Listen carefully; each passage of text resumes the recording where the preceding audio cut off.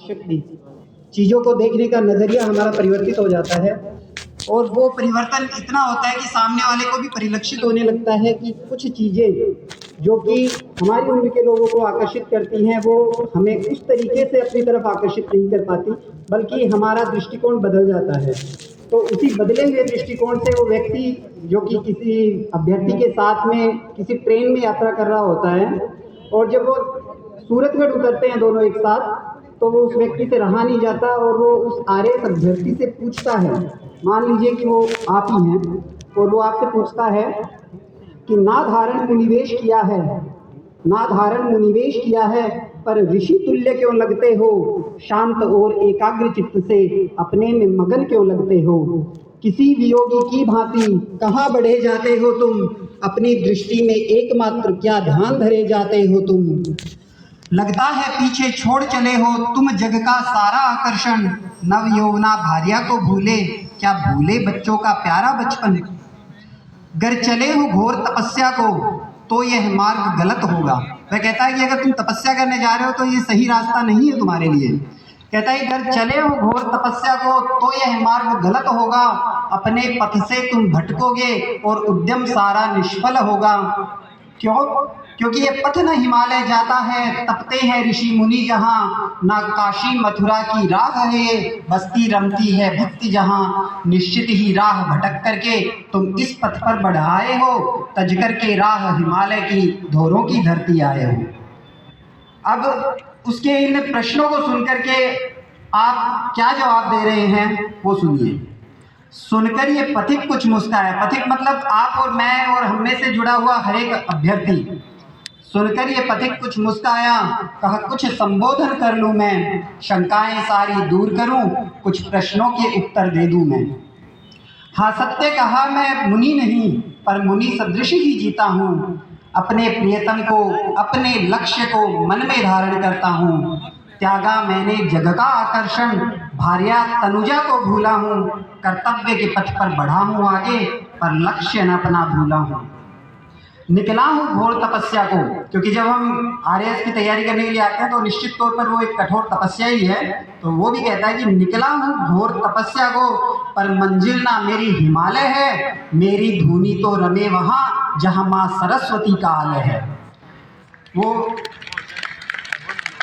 इसके पश्चात वो उससे कुछ जीवन के प्रश्नों के बारे में पूछता है। वो कहता है कि साथी तुम मुझको बतलाओ, है जीवन का सौंदर्य कहाँ, जो तृप्ति का एहसास करे वो पल्लवित माधुर्य कहाँ, कहो किसको तुम जीवन कहते हो, जो अपने हित की बात करे या किसी गुफा में बैठ प्रभु के जो भजन दिन रात करे। मतलब क्या स्वार्थ, अपना स्वयं का स्वार्थ सिद्ध हो जाए क्या, उतना ही किसी का जीवन होना चाहिए।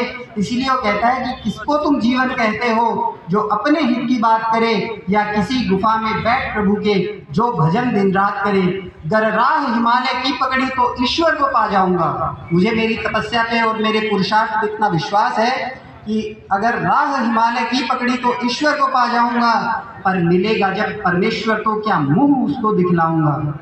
कुछ ऐसे प्रश्न हैं जो जीवन में हम सबके सामने उपस्थित होंगे, हम चाहे किसी भी क्षेत्र में काम क्यों न कर रहे हों, और वो कौन से प्रश्न हैं और उनके क्या उत्तर होंगे वो सुनिए।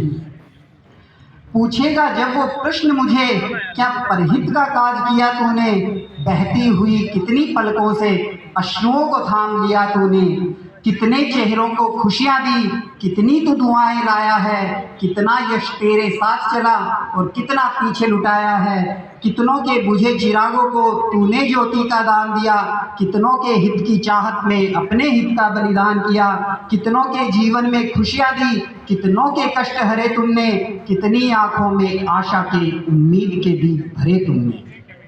जब प्रश्न ये मेरे सम्मुख हों, जब प्रश्न ये मेरे सम्मुख हो, इनके उत्तर दे पाऊं मैं, उत्तर इनका ढूंढने को साधन कैसा अपनाऊं मैं, निसहाय लाचारों का अवलंबन बनना चाहूं मैं, पर जिसके सत पर मैं स्वयं टिकूं वो शक्ति कहाँ से लाऊं।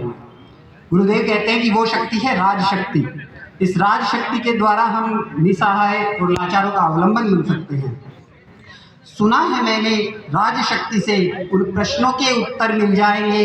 राजशक्ति वो साधन है जिससे सारे ताले खुल जाएंगे।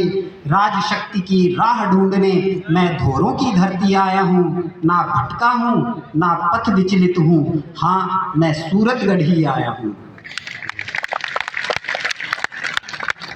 भाटिया आश्रम है स्थान यहाँ, जहाँ सरस्वती आराधना करूँगा मैं। गुरुदेव के आशीर्वाद से राजशक्ति का ध्यान धरूँगा मैं।